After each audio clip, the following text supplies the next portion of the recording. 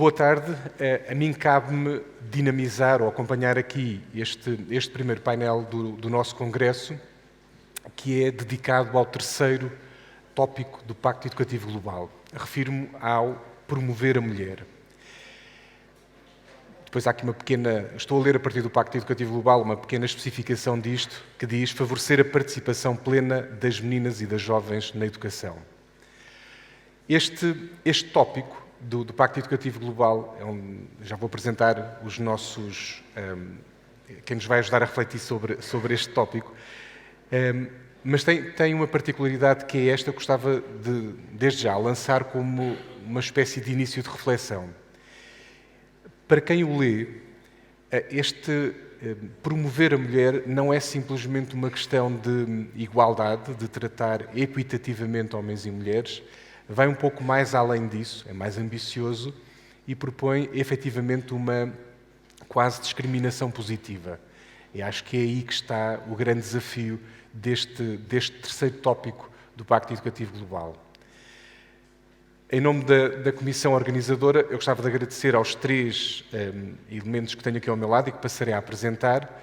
No lado esquerdo, no extremo esquerdo, temos a Rosário Farmhouse, que é atualmente Presidente da Assembleia Municipal de Lisboa e ex-Presidente da Comissão Nacional da CPCJ, da Comissão de Proteção de Crianças e Jovens. Depois, o António José Franco, que foi diretor pedagógico do CAIC, um colégio dos jesuítas aqui em Coimbra, que já está fechado, não foi fechado pelo PREC, mas pelo governo de então, e a irmã Teresa Ramos, das Escravas do Sagrado Coração de Jesus. Muito obrigado aos três, e porque este auditório está aqui para vos ouvir e não a mim, passava então à conversa a palavra já à Rosário, que nos vai falar sobre este tema.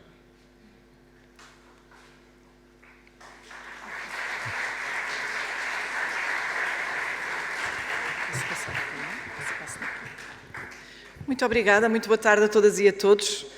Começo por agradecer o convite para estar neste painel e agradecer a todos e a cada um de vós o trabalho que fazem com os vossos alunos, porque sou mãe de 3 alunos de colégios católicos, 2 rapazes e uma rapariga, hoje em dia dois já perfeitamente no mundo do trabalho, uma na universidade, mas quero agradecer o trabalho que fazem todos os dias por tantas e tantas crianças. Muito obrigada pelo que fazem e pela forma como o fazem. É um gosto estar aqui convosco. Estive em Fátima também nesta sala há uns anos atrás com os professores de Religião e Moral, desta vez neste 2º Congresso Nacional da Escola Católica, e é mesmo um privilégio muito grande poder estar aqui convosco. Desafiaram-me para falar neste painel de promover a mulher, quando estava preocupada sem saber bem como é que haveria de o abordar, disseram também para falar um bocadinho de mim própria, da minha vida enquanto mulher, mãe de 2 filhos e uma filha. E é engraçado eu dizer isto desta maneira, porque uma das últimas vezes que disse publicamente que tinha 3 filhos, a minha filha tinha talvez 4 ou 5 anos e veio-me perguntar porque é que eu não falava dela, só falava dos irmãos. Aí eu percebi que se calhar já estavam com um chip um bocadinho diferente e que a linguagem que nós utilizamos nem sempre é uma linguagem inclusiva e que ela não se sentia parte dessa linguagem. Comecei a ter mais cuidado e quando falo dos meus herdeiros e herdeira, falo sempre dos 2 rapazes e da rapariga que tenho, que me desafiam todos os dias neste papel importante enquanto mãe, enquanto mulher, enquanto profissional, a encontrar estes caminhos todos. E eu gostava de começar por valorizar precisamente o papel da Escola Católica na educação das raparigas e das mulheres. Em muitos pontos do mundo, foi graças às escolas católicas que muitas meninas conseguiram ter acesso à educação. Ainda continua a ser, em algumas zonas do planeta, a única forma de terem educação. Quando a sua cultura não considera que é importante, quando conseguimos ter uma escola por perto, uma escola católica atenta, conseguimos que elas tenham educação e gostaria de vos felicitar por isso. Mas, na verdade, a educação católica deve promover o desenvolvimento integral de todas as crianças, sejam raparigas ou rapazes. Naturalmente que hoje aqui estamos mais a falar de forma mais concreta neste painel sobre a promoção da mulher e até que ponto é que temos políticas internas de escola que damos as mesmas oportunidades às mulheres e às meninas e aos meninos. Também a questão de haver alguma discriminação positiva, se bem que me parece que o que se vê mais para a frente, no ensino mais da universidade, é que há muito mais raparigas do que rapazes e que hoje em dia, em alguns cargos, há muito mais mulheres do que rapazes. Na Comissão Nacional, quando lá estive, de Proteção de Crianças e Jovens, tínhamos que fazer discriminação positiva para homens, porque só tínhamos 2 homens e muitíssimas mulheres a desempenhar aquelas tarefas. E, portanto, não só as mulheres são importantes na educação e devem ser, e as escolas católicas tiveram um papel importantíssimo na educação das raparigas e das meninas, mas as mulheres também são muito importantes e foram sempre na Igreja Católica. Não vou desenvolver muito, mas como sabem, há uma longa tradição, nem sempre com a mesma visibilidade, mas o papel da mulher é um papel reconhecido e que, quer ao longo do tempo, também pelo João Paulo II, na encíclica Mulieris Dignitatem, mas também o Papa Francisco tem tido inúmeros discursos, inúmeros textos em que nos fala das mulheres e da importância das mulheres na participação ativa das sociedades, mas também na educação, e ele é fala muito nisso. Ele diz-nos que a valorização do carisma educativo das mulheres. As mulheres possuem um carisma especial na educação, não apenas pela sua presença num papel tradicional de educadoras dentro das famílias, mas também em instituições de ensino e na formação humana integral. Acredita que as mulheres, com a sua sensibilidade, intuição, atenção ao detalhe, oferecem uma perspectiva essencial na transmissão dos valores. As mulheres trazem uma abordagem educativa que vai além do simples ensinar do conhecimento, ajudando a formar corações e mentes. Tem um papel fundamental na promoção da cultura do encontro e da paz. E quem dera que pudéssemos ter mais mulheres agora a tentar resolver estes conflitos no mundo que estão tão aguerridos, seja no Médio Oriente, seja na Ucrânia, seja noutros pontos do mundo menos visíveis, que não sabemos tanto através das notícias, mas que continua a haver guerra e continuamos a ter crianças sem terem acesso à educação, precisamente por isso. As mulheres têm então esta capacidade de promoção da cultura do encontro e da paz, especialmente em contextos educacionais, onde podem ensinar esses valores de solidariedade, respeito e inclusão.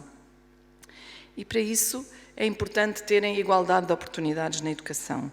Não só igualdade, mas equidade. Já todos sabem a diferença. Eu trouxe uns bonequinhos só para nós podermos brincar um pouco com isso, mas a verdade é esta. Muitas vezes achamos que tem igualdade, mas a equidade não está garantida. Nem sempre estão todos no mesmo degrau da escada. Temos que encontrar maneira de garantir que as meninas, que as mulheres têm esse papel fundamental e que têm essa capacidade de poderem ter acesso às mesmas respostas. Não só enquanto alunas, mas também enquanto professoras, enquanto líderes, enquanto líderes do ensino das instituições católicas. Têm as mesmas oportunidades. Na verdade, muitas vezes, a realidade é diferente. De facto, nem igualdade nem equidade, a realidade traz diferenças imensas. Parece-me, embora possa estar muito enganada, que até o próprio trazer este painel a este encontro já quer chamar muito a atenção para isso. Eu acho que a realidade mudou muito e que hoje em dia não se notam estas diferenças tão grandes como se notaram há uns anos atrás, mas temos que continuar a garantir que é possível que as meninas que ainda têm tantas tarefas, dependendo da família a que pertencem, da cultura onde estão, ainda muitas vezes são as que ficam para trás na escolha de quem vai à escola e que têm realmente as mesmas oportunidades, que têm as oportunidades de conciliar e que as mulheres que trabalham nas escolas católicas têm esta possibilidade de conciliar esta vida profissional, familiar, pessoal, que nem sempre se olha com tanta atenção. E por isso mesmo, acho que o desafio de hoje é percebermos que escola temos. As escolas mudaram, os alunos mudaram muito, a realidade mudou muito. Hoje em dia os desafios são mais que muitos. Falando nos perigos, eu diria que os perigos mudaram muito. Os perigos estão tantas vezes dentro de casa, à distância de um ecrã. e já não estão nos perigos que tínhamos. Portanto, a relação entre pessoas, o relacionamento interpessoal mudou muito. As nossas crianças têm cada vez mais dificuldade de se relacionar e por isso temos que garantir que as escolas têm abertura a estas novas mudanças, mas também à diversidade de alunos que têm nas escolas, uma formação integral de todas as crianças, com este cuidado da especificidade de cada um, seja rapaz, seja rapariga, venha de determinado contexto ou não. Sabemos que geralmente as escolas católicas, dependendo da zona do país onde se encontram, são mais fechadas ou mais abertas à diversidade, é a história das escolas. É importante perceber que estão preparadas para todos o tipo de alunos. E muitas vezes ainda continuamos a desenvolver exatamente o mesmo tipo de metodologias para alunos com características muito diferentes. E por isso deixar-vos aqui este desafio de encontrarem nos bancos das vossas escolas, nos sítios das vossas escolas, lugares próprios para cada um e cada uma poder ter a sua formação integral, o seu desenvolvimento integral garantido e crescer enquanto pessoa. Depois, reforçar a importância de valorizar aquilo que é o melhor de cada um, e vocês o fazem nas vossas escolas, pelo menos nas que eu conheço, sim, sem dúvida, e que sejam os rankings das melhores pessoas e não os rankings da matemática e do português, que sejam escolas de ranking das melhores pessoas, que tiveram as melhores condições, que foram muito felizes, que conseguiram pôr os seus talentos a render, mesmo quando às vezes têm dificuldade em perceber como é que se vai chegar àquele aluno ou àquela aluna. Tendo eu exercido funções tantos anos na promoção e na proteção dos direitos da criança, e para terminar, dar-vos só nota de algumas preocupações a ter. Primeiro, a garantia da participação de todas as crianças, a participação ativa de todas as crianças, rapazes ou raparigas que têm tempo, forma, momento para se expressarem em todas as matérias que lhes dizem respeito, porque é um direito, um dos direitos da Convenção sobre os Direitos da Criança, que talvez seja mais necessário pôr em prática em Portugal, porque ainda não temos garantidos todos os mecanismos de participação que as crianças têm direito, não só de participarem, mas de receberem o feedback da sua participação, que é o que as crianças mais se queixam e mais se queixaram quando estavam comigo, que é, sim, nós damos a nossa opinião, mas nada mudou e não nos disseram mais nada.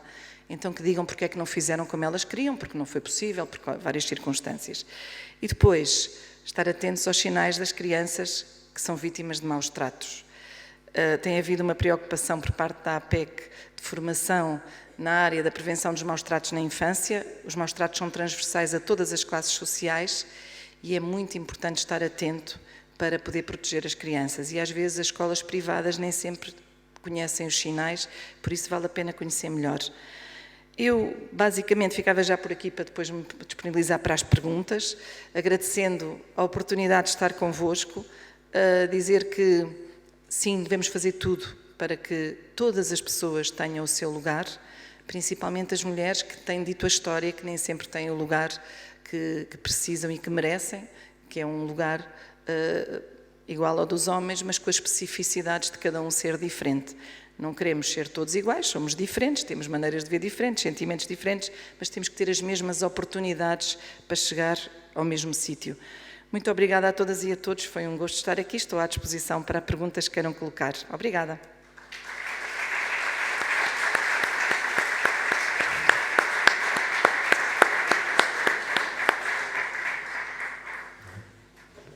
Sim, podes. Já te apresentei, portanto.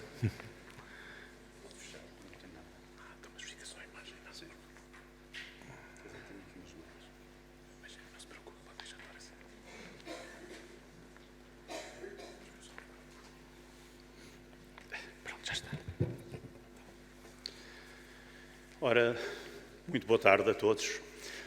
Isto há uns anos que eu já não me lembrava de estar perante uma plateia tão grande e vamos ver se, entretanto, não perdi o jeito. A última vez que estive assim perante tanta gente foi há uns anos, quando do movimento Liberdade Escola Ponto, e de maneira que estou um bocadinho nervoso e peço desculpa por alguma falha. E espero que aquilo que tenho para partilhar convosco valha a pena.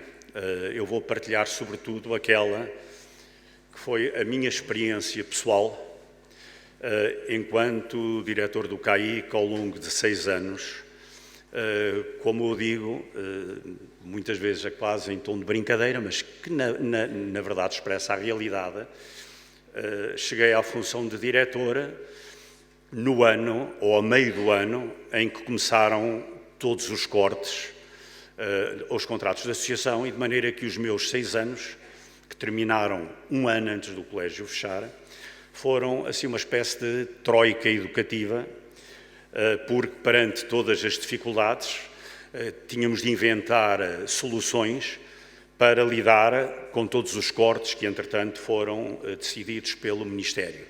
E aqui entra já a primeira questão, e que tem a ver com a promoção da mulher, é que nós orgulhávamos do trabalho que fizemos. E esse orgulho era medido não por rankings, também era medido pelos rankings, mas era medido sobretudo por um aspecto que eu considero que é um dos principais aspectos na avaliação de uma escola, que é a escola ter alunos, e ter muitos alunos, e ter, por vezes, alunos que não entravam porque não havia vaga.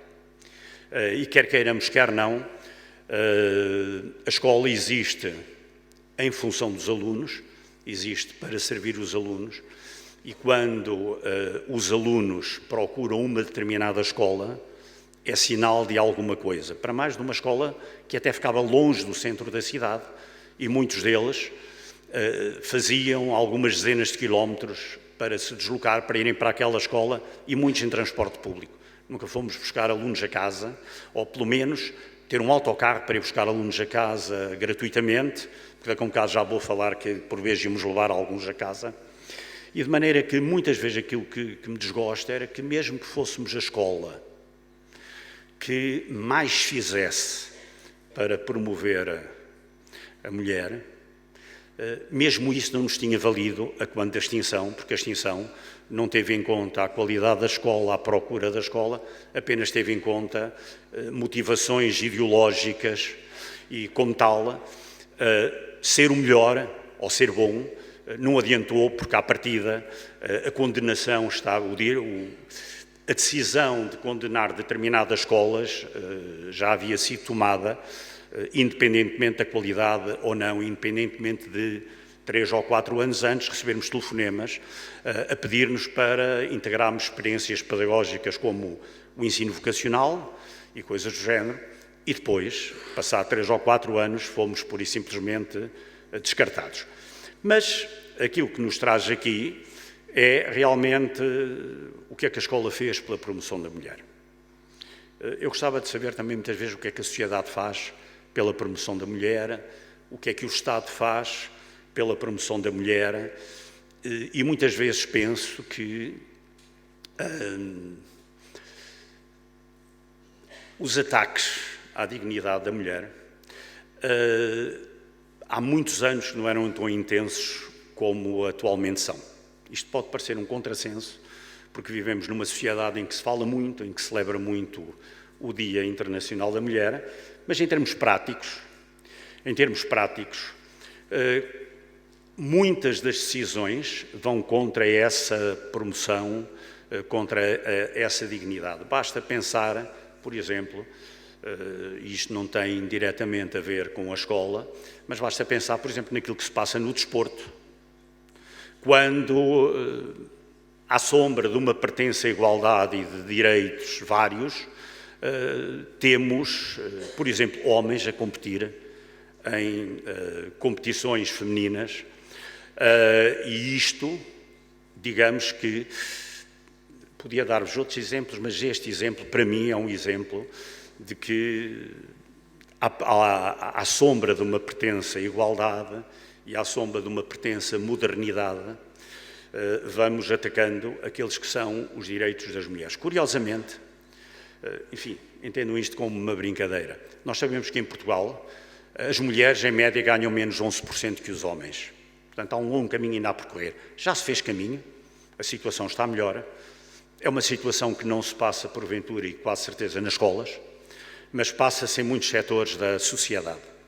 Curiosamente, nunca vi nenhum homem que estivesse no topo em termos desportivos pretender ir correr ou nadar em competições femininas. Encontramos gente, geralmente média ou às vezes abaixo da média, que pretendem esta troca para conseguir chegar ao cimo. E atrever-me a dizer, e peço desculpa se for dizer alguma asneira, que nunca me parece ter visto um gestor de topo querer mudar de identidade de género para ser mulher e para se equivaler depois a uma mulher que ganha em média menos 11%. Digamos que muitas vezes estas mudanças são sempre feitas quando a perspectiva é de subir e de melhorar, pelo menos nos rankings, e não no sentido de vou mudar e vou assumir que vou ficar numa situação pior. Ainda estou para conhecer o primeiro caso. Mas, dizia-vos eu, o que é que isto tem a ver com a escola? É que realmente a escola que eu liderei durante 6 anos e na qual já estava há 24 anos, sempre me lembro de ter uma política inclusiva e antes de se falar a inclusão. E essa política estava patente não só na admissão de professores, mas na própria admissão dos alunos. Aliás, não deixa de ser curioso que recebêssemos do Ministério inquéritos vários, e muitos de vocês tiveram de os preencher, sobre questões de igualdade de género. O que é que a escola faz para promover a igualdade de género? Por exemplo, quando se abria um curso ou quando nos candidatávamos a um curso profissional, havia um inquérito enorme sobre estas questões. O que é que a escola tinha feito para promover a igualdade de género, se tinha dado as mesmas oportunidades às mulheres, etc, etc, etc. Não deixa de ser curioso porque o próprio Ministério tinha uma lei, e tem, que definia os critérios de entrada. E se nos primeiros 20 ou 25 alunos só houvesse, por exemplo, homens, nos critérios estabelecidos legalmente, o que é que se podia fazer pela igualdade? Apenas contrariando a lei. Porquê? Porque a lei definia quais os critérios. E nós tínhamos que responder o que é que tínhamos feito pela igualdade.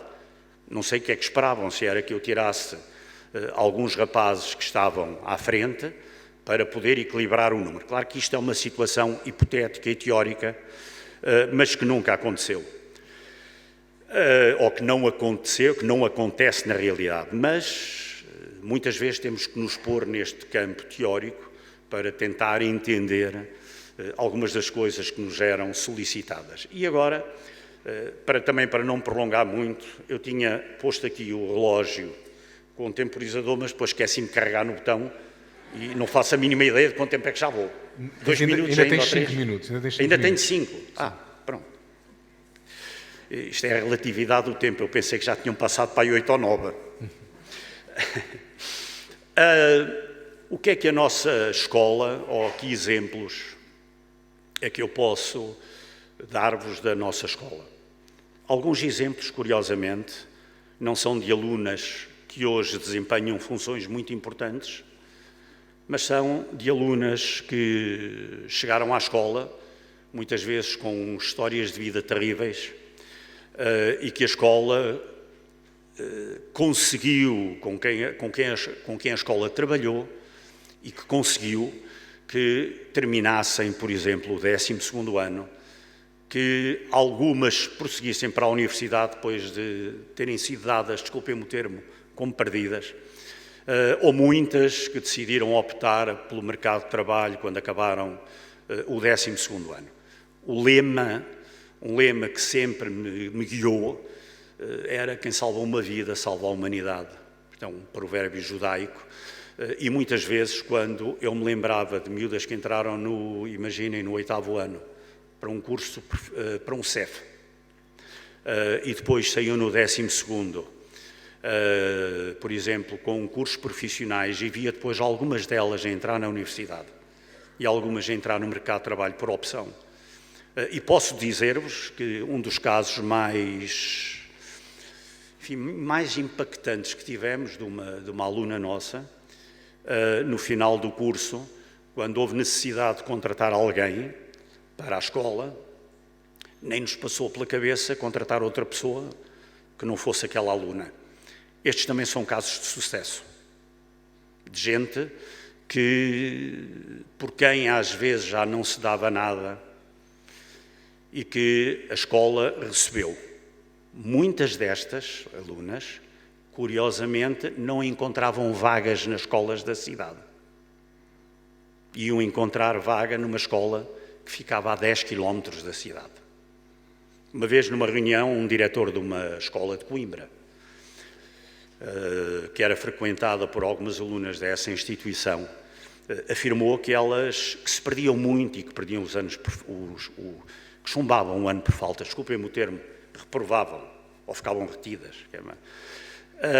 E uma vez eu tive a oportunidade de dizer, olha, pois, algumas delas foram para a nossa casa e, curiosamente, em vez de um autocarro têm de apanhar dois e deixaram de se perder. Provavelmente ganharam sentido de orientação. Digo eu que tenha sido isso. Aliás, deixem-me dizer-vos que o colégio chegou a ter 30 alunos institucionalizados. Não vos vou dizer que éramos o melhor nesse aspecto, porque conheço o trabalho de outras casas, e havia um outro colégio também em Coimbra, que entretanto já fechou, na zona norte da cidade, que tinha muito mais alunos institucionalizados. Também, nesse caso, rapazes e raparigas. No nosso caso, curiosamente, a maior parte dos alunos institucionalizados que recebíamos, alguns deles a pedido das autoridades do Ministério da Educação, que nos telefonavam para arranjarmos vagas para alunos que eram colocados pelos tribunais nessas casas. Curiosamente, digamos que 90%, talvez mais, dos alunos institucionalizados que tivemos eram raparigas. Sobretudo oriundas de duas instituições, que tinham escolas públicas perto, mas que optavam por fazer 15 quilómetros desde casa delas, apanhar no mínimo 2 autocarros para ir para o colégio. E orgulhamo-nos, não vos vou dizer, nem vos poderia dizer, que todas foram um caso de sucesso, porque não foram. Não foram. Passámos também muitas dificuldades, mas orgulhamo-nos de muitas que realmente foram um caso de sucesso. E também rapazes que eu agora vou encontrando, já homens, alguns já com família, e que eu vou encontrando e que conversamos como se fôssemos amigos de longa data e reconhecem publicamente o trabalho que foi feito. Deixem dizer-nos também que muito do trabalho da escola passava precisamente por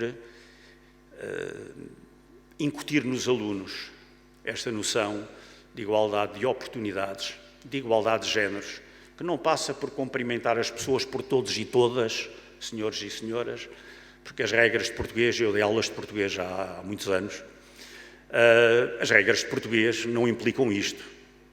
E o todos, por exemplo, ou expressões equivalentes, são suficientemente inclusivas para ninguém se sentir excluído. No entanto, o medo da crítica, muitas vezes oriundas de determinados setores da sociedade, minoritários, mas com uma voz altamente amplificada pela comunicação social, vão fazendo com que muitas vezes tenhamos algum receio e entremos nesta moda, já nem vou dizer na moda do todos, porque nem vale a pena, mas estávamos a dizer que aquilo que fazíamos era realmente incutir este espírito de igualdade de oportunidades, de igualdade de tratamento, de tratar, como disse muito bem a doutora Farmhouse, de tratar de maneira desigual aqueles que eram desiguais. Porque esta ideia de tratar igualmente pessoas que são desiguais é do mais injusto que existe. Obrigar toda a gente a seguir um determinado caminho, quando há miúdos que têm uma vocação completamente diferente, é injusto. É injusto e depois conotamos determinadas opções, acabamos a conotar determinadas opções de forma injusta e a associá-las é para alunos que não são para alunos que não têm capacidades, são para alunos que chumbam muitas vezes, etc. Mas dizia-vos eu, vou terminar só com isto, dizia-vos eu que uma das coisas que fazíamos todos os anos no Dia Internacional da Mulher era ir a uma casa refúgio que havia em Coimbra, habitada por mulheres vítimas de maus tratos e que estavam ali mais ou menos, estavam ali sem sequer os antigos companheiros saberem onde elas estavam, algumas com os filhos, quase no regime de reclusão, e nós fazíamos questão de que os nossos alunos dos serviços, os nossos alunos de cozinha e de mesa, todos os dias 8 de março, não me enganei na data, pois não, está certo, que todos os dias 8 de março fossem, com todos os apetrechos, servir um jantar ou um almoço, com tudo aquilo que é gourmet e coisas do género, e eram tratadas como verdadeiramente como se estivessem num restaurante do mais luxuoso que possam imaginar. Durante um dia, os nossos alunos iam ali e vinham sempre com uma lição de vida, pelas condições que encontravam naquelas mulheres e no sofrimento que as levou a estar completamente isoladas. E é este levar as pessoas à realidade que muitas vezes nos acorda para os problemas com que temos de nos debater. Eu peço desculpa por me ter estendido, não sei. Pronto, mas muito obrigado, está bem? Obrigado.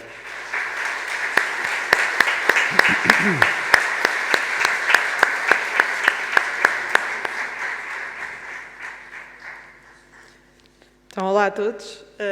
Eu sou a Teresa, sou escrava do Sagrado Coração de Jesus. E quando recebi este convite, pediram-me para participar neste painel da promoção da mulher. Pelos vistos, eu sou a mulher que foi promovida, uma de tantas, dando o meu testemunho e respondendo a esta pergunta: como é que a escola católica me ajudou a ser a mulher que eu sou hoje e que a certa altura optou pela vida religiosa? Então, na verdade, eu não sei pensar a minha vida sem o envolvimento da escola e especificamente da escola católica. E foi um espaço muito importante onde cresci como cristã, tive a oportunidade de conhecer Jesus e também de querer estar ao serviço da missão de Deus. Fui aluna do Colégio Amor de Deus em Cascais e quando quis trabalhar como professora, enviei o meu currículo assim, para várias escolas católicas, onde gostaria de trabalhar, e as circunstâncias fizeram que voltasse ao colégio onde estudei. E foi a missão no colégio que, a certa altura, fez com que eu não pudesse evitar mais uma pergunta que habitava em mim já há muito tempo, que era o convite de Deus para colaborar com Ele neste projeto. Pronto. E por isso, acho que foi por isso também que me escolheram para estar aqui. Pronto, isto é a missão das escolas católicas, de facto, é uma missão que eu posso pôr ao serviço de aquilo que sou, como escrava do Sagrado Coração de Jesus, também através da educação e acompanhando o crescimento de tantas pessoas que nos são confiadas. E, portanto, o convite a dar este testemunho fez-me revisitar um bocadinho a minha história. Estou muito agradecida por isso, porque é uma história bonita que me foi dada também. Também me ajudou a pensar naqueles que acompanhei e naqueles que acompanho hoje em dia. E por isso, muito obrigada por este convite. De facto, eu fui uma pessoa muito feliz a crescer e a trabalhar numa escola católica. E é com imenso entusiasmo que continuo esta missão para a Igreja, pronto, e como escrava nas obras que nós temos, mas também como escrava em colaboração com tantas obras que temos na educação. E pronto, a maneira que eu escolhi para partilhar algumas das coisas que eu experimentei como aluna, mas também como educadora, foi escolher alguns momentos em que Jesus promove as pessoas, pronto, e em que promove sobretudo as mulheres, pronto, foi o que eu escolhi, mas aqui Jesus promove qualquer pessoa, seja mulher, homem, na força, na fragilidade, quando passam por momentos mais difíceis, mas também na vida mais alegre. Pronto, se calhar com a mensagem de fundo de que o encontro com Jesus promove. E o encontro com tantos que fazem como Jesus, muitos deles nas nossas escolas, promove. Por isso, convido também a perguntar como é que a ação de Jesus pode continuar a nos inspirar. Pronto, e aqui a inspiração em 2 sentidos. Num primeiro sentido, de inspirar como modelo, que é, mas também no sentido de inspirar, no sentido de dar espírito. Que o seu espírito continue a inspirar as nossas escolas, as nossas equipas, todas as pessoas que passam por nós. E pronto, então o primeiro encontro que eu escolhi foi a Anunciação, um bocadinho para falar sobre a oportunidade de ser, que a escola me permitiu e que eu acho que nós devemos promover em todos os que nos passam pelas mãos. Então, na Anunciação, o mensageiro de Deus vai a um tempo específico, a uma mulher específica, num momento muito concreto, com uma história que lhe é própria. Vem de uma família, tem um projeto de casar com alguém, tem a sua herança, é uma mulher judaica, e tal como Maria, também as nossas escolas surgiram num tempo específico, para dar respostas específicas a realidades concretas. E a escola católica só faz sentido dentro deste projeto de Deus, que este mensageiro vem anunciar a Maria. Entrar na vida de pessoas concretas para levar a mensagem de que Deus nos ama infinitamente e que confia em nós, como confiam em Maria, para este grande projeto que é mostrar o amor de Deus a todos. Para mim, estes são os 2 grandes pilares da pedagogia de Deus e que marcam a maneira como a escola católica educa. Amar cada um que nos é confiado. 2, confiar que são capazes de transformar o mundo com os critérios de Deus, que são amor, justiça, criatividade, implicação na realidade, cuidado. 3 pontos. Agora cada um preencha com a experiência que tem de Deus. E quando a minha mãe me inscreveu no colégio, a irmã disse, na mesma rua há aqui mais 2 escolas. Uma escola que não tem religião nenhuma e uma escola com outra confissão cristã. E, portanto, se está a inscrever assim, aqui os seus filhos é porque quer este projeto para eles. Então, como Maria, eu no colégio fui muitas vezes chamada pelo meu nome, disseram-me muitas vezes que tinha graça, convidaram-me muitas vezes a responder, mesmo quando achava que não era capaz ou quando não me via muito a dizer que sim. E como educadores, nós temos esta missão de conhecer cada um com o olhar de Deus, de o chamar pelo seu nome específico e de encontrar a graça que lhes é tão específica e fazer estes convictos que reforçam confiança e provocam para que cada um se implique no projeto amoroso de Deus.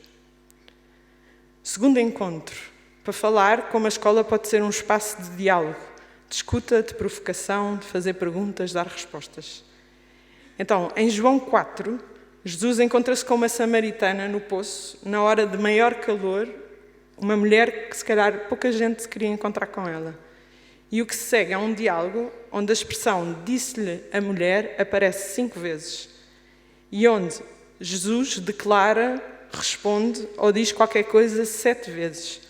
Portanto, estamos num diálogo de uma escuta profunda entre os 2, cheia de perguntas, de conselhos, cheia de chaves de leitura que ajudam a mulher a ir ao mais profundo de si e a ir para além do poço onde ela foi buscar água, para saciar a sua verdadeira sede. Eu na escola encontrei muitas vezes Jesus sentado no poço, através de muita gente que me ouviu. Nos corredores, na portaria, no bar, no recreio, numa aula, depois das aulas. Tenho sobretudo a memória da minha diretora de turma do 8º ano, que tinha uma paciência de santa e ainda tem. A bondade desta mulher fez-me acreditar, durante uma adolescência em que tudo se põe em causa, que a bondade pode ser o critério que manda na nossa vida. E eu, fascinada por isto, perseguia-a cheia de perguntas e encontrava sempre um ouvido atento que me ouvia. Esta orelha mudou a minha vida. Tal como Jesus, as nossas escolas devem ser locais onde a escuta é prática diária, mesmo nos momentos menos oportunos, como era aquele meio-dia no poço, se calhar como é o meio-dia no recreio, e também, sobretudo, com aqueles que ninguém quer ouvir, ou para quem ninguém tem paciência. Quantas vezes, nas escadas, à porta da escola, na fila para o almoço, há um aluno, uma aluna, a quem uma orelha disponível pode mudar a vida. Terceiro, o cuidado com os mais frágeis. Em Lucas 13, ao vê-la, Jesus chama e disse: mulher, estás livre da tua enfermidade. Impôs-lhe as mãos E no mesmo instante ela endireitou-se, ficou de pé. Jesus passou a vida a fazer o bem, mas veio preferencialmente para os mais pequeninos e para os mais frágeis. E por causa deste encontro com Jesus, os cegos veem, os surdos ouvem, o coxo anda, a mulher encurvada endireita-se. E há tantas coisas que nos impedem de ver, que nos impedem de andar para a frente, de ouvir, de nos pôr a caminho. Tantas coisas que nos paralisam, que Jesus vê, que sabe, que nos desintegra e põe-nos de pé. Então, quando eu andava na primária, o colégio ainda tinha contrato de associação e, por se inserir numa área muito diversa, a minha turma tinha todo o tipo de situações sociais. E eu nem sequer sentia a diferença entre uns e outros. Também foi com o colégio que comecei em campanhas de solidariedade, não só os bancos alimentares, mas tudo aquilo que implicava. E lembro de um episódio particular quando fui com uma irmã e com um grupo da minha turma visitar uma casa circundante do colégio, uma família que as irmãs apoiavam e que a casa era do tamanho do meu quarto. Eu ainda me lembro onde é que é esta casa e ainda me lembro aquilo que senti. E trabalhando no colégio, também me lembro que não se dava castigos, e acho que ainda não se dá, nem suspensões, nem convites a sair, sem ter a certeza de que estávamos convictos de que esta era a melhor solução para aquele aluno específico. Também ouvi com alegria, vivi em Paris agora há alguns anos, no nosso colégio, e quis aceitar uma rapariga a um exame final do liceu, mesmo sabendo que ela provavelmente ia chumbar e que ia estragar todos os rankings. E estragou. E não fez mal nenhum, pelo contrário. A pessoa é que estava no centro e não o resto. Então todas as nossas escolas têm como missão prioritária este cuidado de Jesus, mas sobretudo com os mais fragilizados. E cada vez que nós não o fazemos, estamos a falhar redondamente no projeto que nos foi confiado. Estamos a despromover o que por condição já está despromovido. Estamos a separar, a dividir, a selecionar, a segregar. O que promove o outro, qualquer outro, é este cuidado específico e concreto, sobretudo quando está mais fragilizado. Aquele adolescente que passa por uma crise, a criança que vive com dificuldades familiares, o aluno que tem dificuldades, sejam elas especiais ou não. E educamos para que aqueles que formamos tenham este cuidado com os mais frágeis da sociedade, enquanto aprendem a integrar-se na sociedade, que, independentemente de quão longe cheguem, que saibam pôr em prática este cuidado humano que cada um de nós precisa. E lembrar aquela frase do Evangelho, que aproveita ao homem ganhar o mundo inteiro se perder a sua vida. Quarto, sentido de comunidade. Em Lucas 8, Jesus ia de cidade em cidade, de aldeia em aldeia, e acompanhavam-nos os 12 e algumas mulheres que os serviam com os seus bens. Jesus cria comunidade, numa mesa com lugar para todos, que é a Eucaristia, deixa-se acompanhar pelos que Ele escolheu, mas também por aqueles que decidiram segui-lo. São comunidades onde o serviço uns aos outros, pelo bem comum, é o critério, mesmo quando há resistências, como aconteceu antes da multiplicação dos pães. O que me cativou na escola foi a comunidade. E quando tive a oportunidade de sair, porque a vida o proporcionava, a minha família tinha-se mudado para Lisboa, implorei aos meus pais para ficar onde me sentia bem. E sei que foi este sentido de comunidade que me fez querer esta opção. O meu pai dizia assim com graça, tu na escola sentes-te como um peixinho dentro d'água. E era verdade. Sentia que tinha uma comunidade que punha os seus bens ao meu serviço e onde eu podia pôr os meus bens ao serviço de todos. Isto era bem acolhido. Mais tarde, até no 12º ano, tive uma professora que me sugeriu que eu vivesse sozinha quando fizesse 18 anos para estudar melhor para os exames. Tinha um sentido oportuno, ainda o tem, de quem conhece a pessoa que está à frente dela, que se preocupa, que não deixa de sugerir, e isto tudo mostra o sentido comunitário de uma escola onde todos educamos. Por isso é que nós falamos e damos muita importância à palavra comunidade educativa. Trabalhar numa escola católica é fazer parte desta comunidade. E às vezes isso dá muito trabalho. E às vezes não somos pagos para isso, mas compensa. E quanto mais cada elemento viver e contribuir com o que tem de bom para esta comunidade, mais ela vai ser lugar que acolhe e que promove. Quinto e último, Abertura à diferença e oportunidade de participação. Em Marcos 7, há uma mulher estrangeira que pede a Jesus que expulse o demónio da filha. E Jesus diz: tu és estrangeira, eu venho primeiro para os da casa de Israel. E ela diz: pois, mas até os cachorrinhos precisam das migalhas. E isto muda Jesus. Jesus, em atenção a esta palavra, diz: vai, o demónio saiu da tua filha. Jesus tem uma capacidade e uma abertura incrível ao que é diferente, ao ponto de se deixar provocar por esta mulher, que é estrangeira, e de discernir a sua vocação e missão naquele momento, atendendo ao que ela lhe pede.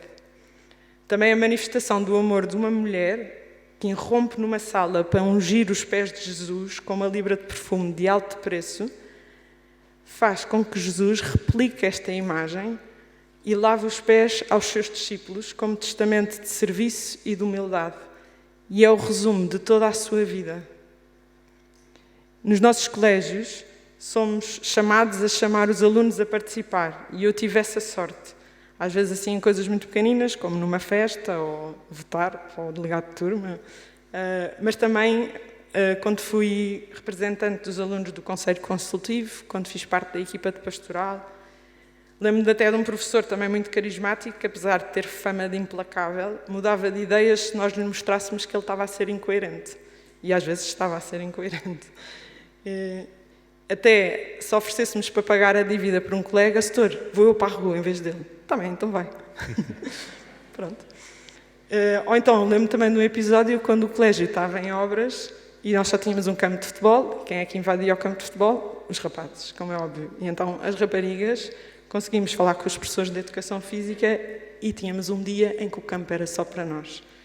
E jogávamos francamente bem, embora isso não fosse o mais importante. Hoje em dia as escolas evoluem para que esta participação seja cada vez mais ativa e a Escola Católica, espero, está na linha da frente na inovação pedagógica, por mais que ela nos dê imenso trabalho. As nossas escolas promovem a pessoa quando promovem que ela participe, que ela faça parte, que ela tenha a oportunidade de dizer o que pensa, de questionar e até de fazer parte da mudança. E sim, desde pequeninos. Isto não quer dizer que vamos fazer a vontade toda aos meninos, porque fazer a vontade toda aos meninos também não cria sociedades equilibradas, mas eu acho que a escola tem a função de ser um laboratório de sociedade e de instituição e que educa para uma maneira de estar uns com os outros. Ainda que haja hierarquias, e elas são necessárias, e ainda que haja uns que têm muito mais responsabilidade e mais peso nas costas que os outros, todos somos chamados a participar ao nosso nível e a sermos corresponsáveis. Criar espaços onde há abertura, onde se ouve o que é diferente e se dá oportunidade para mudanças, é uma maneira de educar para boas relações com todos aqueles que nos são estrangeiros. Dentro da família, no trabalho, na política, na igreja. Aprender a deixar-se interpelar, a sair diferente depois de uma conversa, mesmo que não se mude os critérios e os valores. No fundo, é criar espaços para deixar que a voz de um outro, e aqui outro com O grande, diferente de nós, possa agir em nós e através de nós. E concluo. Na escola eu senti o olhar de Jesus sobre mim, um olhar que me chama pelo nome, que escuta num diálogo aberto, que cria comunidade, que cuida, que me chama e dá a oportunidade para participar. E enquanto professora quis a todo o custo devolver tanto bem recebido na relação com os alunos, nas equipas que integrei, no discernimento diário destas atitudes que promovem. E essa maneira de estar puxava tanto por mim que me levou a discernir se Jesus não me chamava a fazer isto a tempo inteiro, numa vida que se dedicava só a isto. E como escrava do Sagrado Coração, sou convidada a trabalhar todas estas dimensões, em mim, na vida de comunidade, nas obras a que sou chamada a servir. E para quê?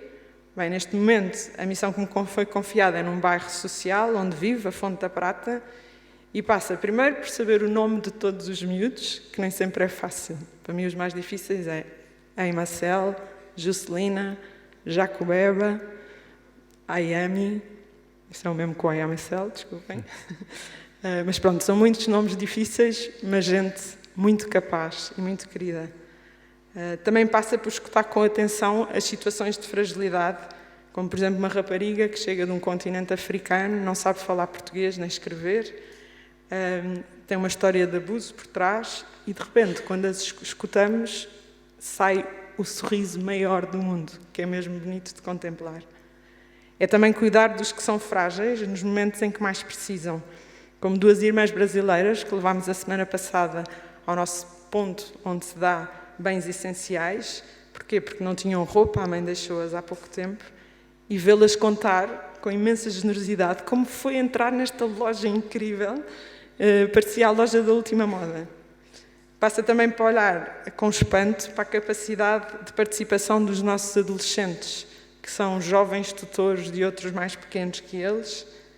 Também sentir-me acolhida por uma comunidade que o bairro forma, mas também pela minha comunidade de escravas, onde neste momento somos 9. E é querer corresponder ao convite de Deus me faz cada dia, quando Ele entra onde estou, quando Ele me acha graça e quando me convida a dizer: eis a escrava do Senhor, colaborando com este projeto pedagógico que Ele tem de amar cada um e de confiar nas suas imensas capacidades.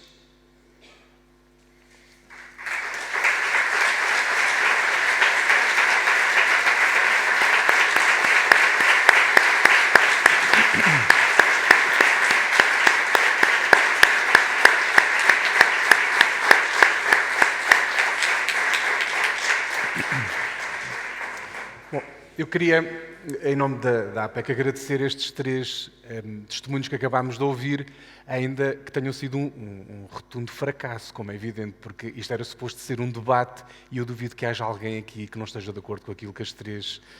A sério, acho mesmo que ninguém poderá dizer: bom, eu não estou bem de acordo com aquilo e por isso é um rotundo fracasso, mas é um rotundo sucesso e muito obrigado pelas 3 contribuições. Mas ali o Fernando e o Jorge pediram-me para ser polémico se eventualmente isto fosse muito tranquilo. E por isso, não vou ser polémico, mas vou... Para quem me conhece, eu sou muito terra a terra. Tirei imensas notas acerca daquilo que vocês disseram, porque eu aprendi imenso. E muito obrigado por isso. Mas no dia-a-dia, nas escolas, enquanto espero que venha alguma pergunta, mas no dia-a-dia nas escolas nós temos um problema que se chama, ou que alguns norte-americanos chamam, microagressões. E a nossa linguagem está cheia de microagressões. O meu vizinho do Estádio da Luz, por exemplo, é perito em microagressões, porque grita: isto é para homens, não é para mulheres, frequentemente. O Tomás, que esteve aqui com aquele momento muito divertido e toda a gente se riu e bem, tocou num tema sensível quando disse que a Mafalda tinha sempre razão. Em situações mais sensíveis, isto seria uma microagressão. Eu também tinha pensado numa microagressão, porque não sei se repararam, o Tosé foi o único que eu mandei calar, o que é extraordinário, porque é o único homem que está aqui, e isto também seria uma microagressão. E a pergunta é, no dia-a-dia das escolas, os nossos alunos, e eu acho que é claro para todos o que é uma microagressão e o que é uma agressão, e isto é um bocadinho como fazer discernimento, o que é uma agressão não se discute, mas o que é a vossa visão, ou o que é que os 3 aconselhariam a quem está na escola no dia-a-dia, como medida quando se ouvem algumas destas microagressões? Devemos pará-las imediatamente, corrigi-las, enquadrá-las, tolerar? O que é que tem a dizer sobre isto, sobre as microagressões?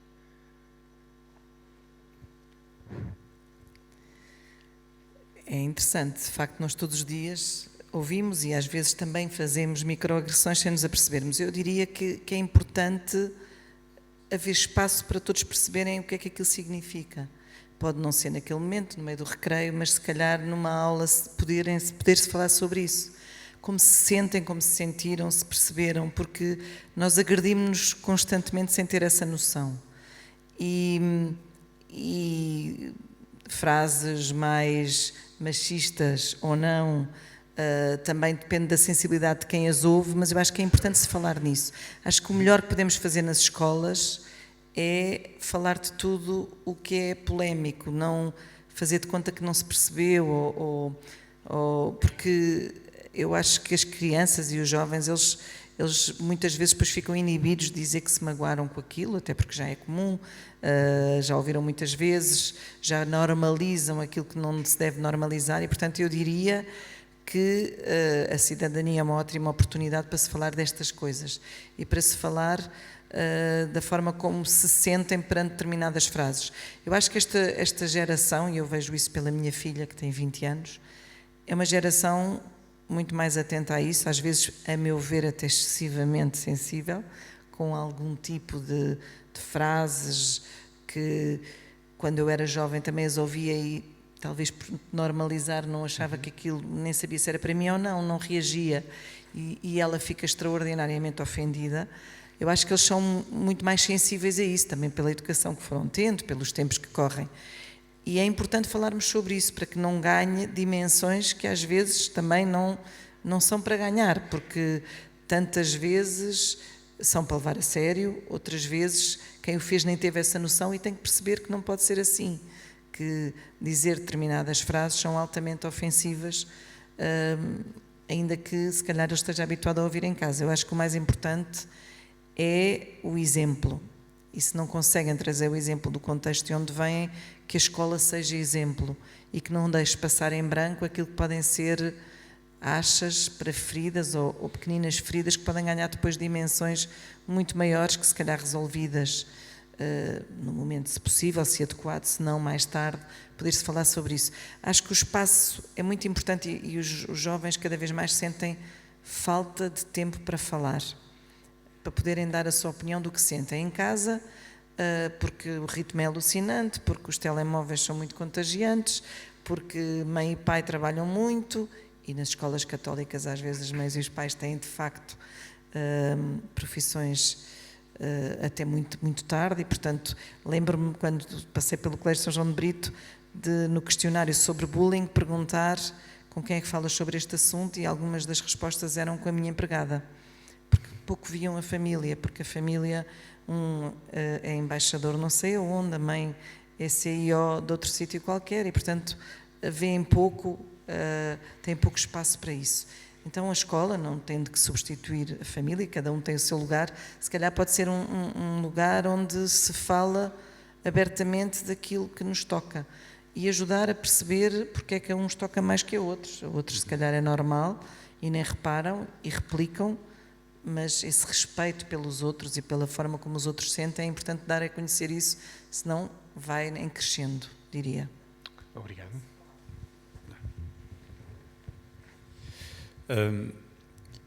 Eu sempre defendi a ideia, e penso que todos o fazemos, de que a melhor maneira de educar é pelo exemplo.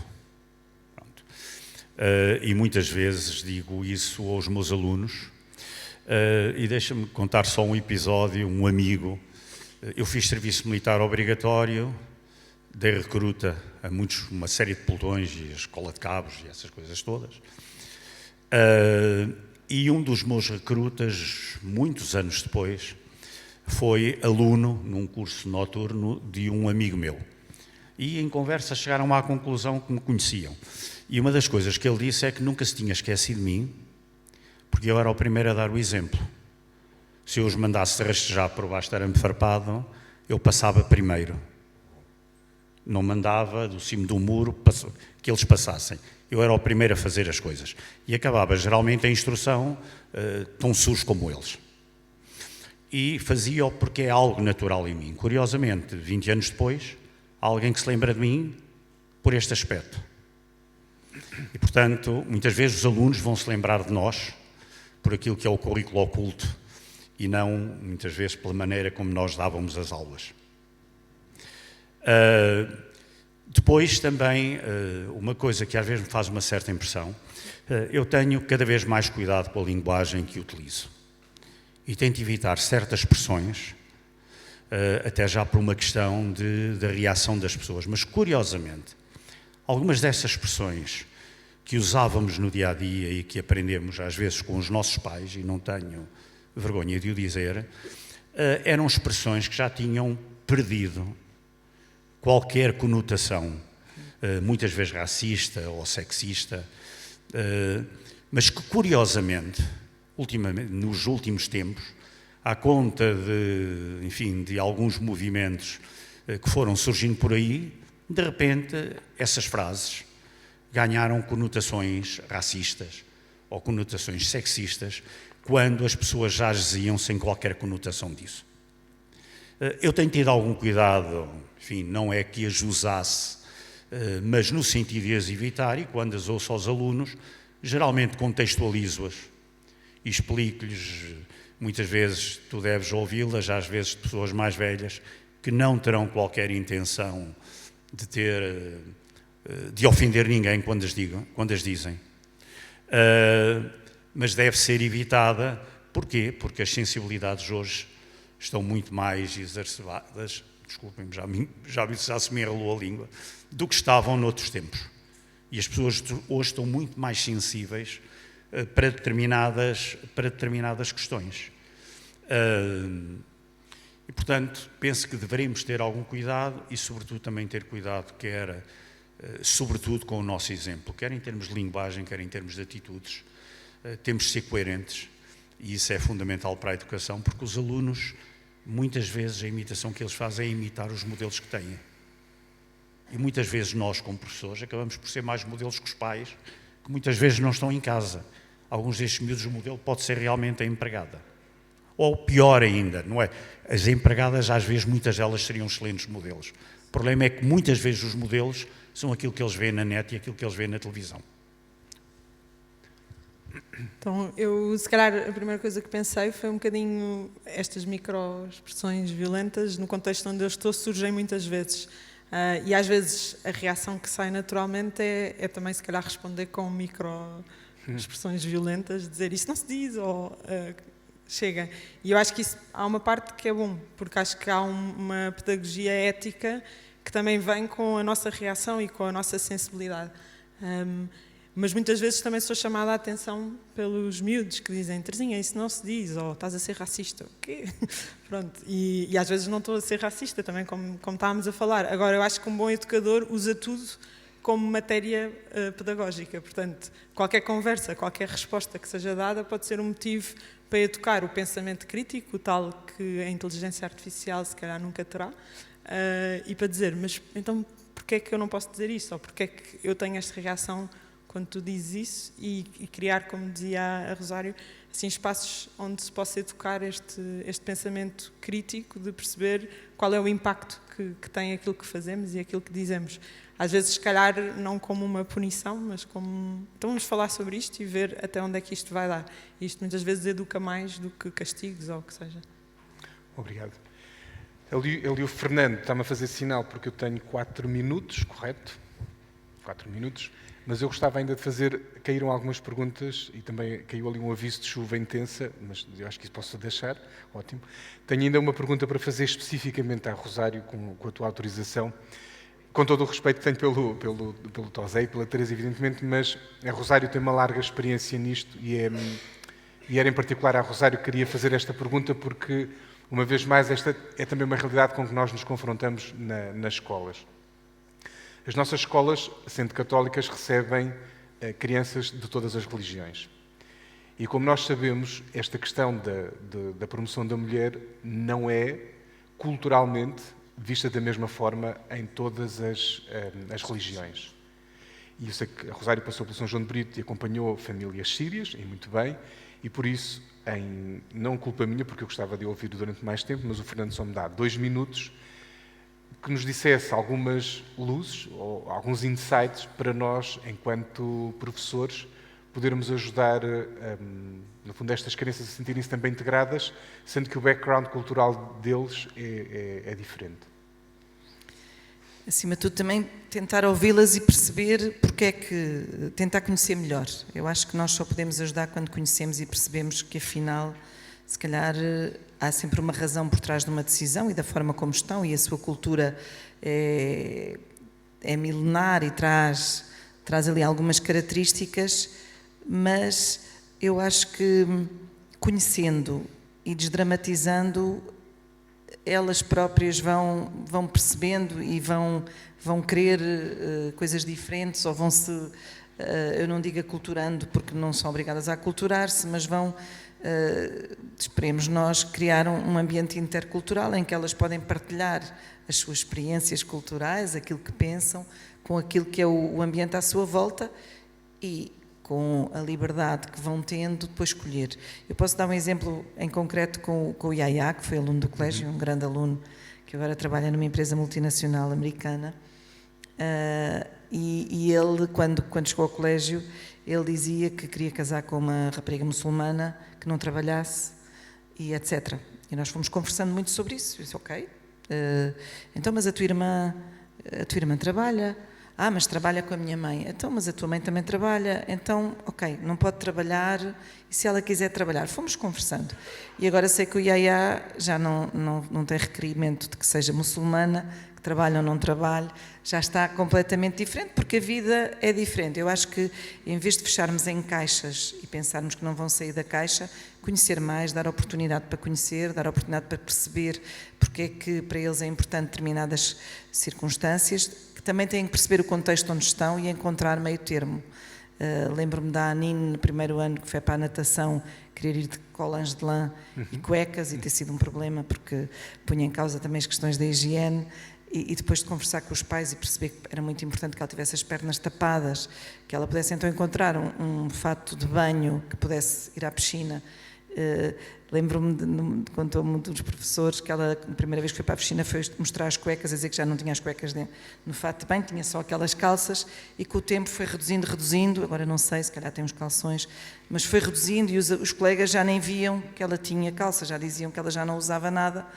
Acho que ainda usa, mas a verdade é que quando conhecemos melhor, também tudo fica diferente. Portanto, oportunidades para conhecer, para explicar, não catalogar e tentar encontrar meios termos, também não abdicar daquilo que possa ser algumas das características. Eles sabem que estão num colégio católico, creio que têm feito uma integração bastante boa, mas com estes desafios constantes, só possíveis com mais conhecimento e com a oportunidade de darem a conhecer também a sua cultura, porque só assim perdemos a maior parte dos preconceitos que temos, naturalmente, que todos temos. Não sei se respondi totalmente, mas...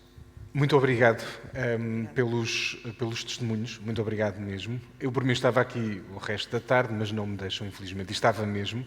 Gostei muito de os ouvir e peço ao auditório um forte aplauso para estes 3 testemunhos.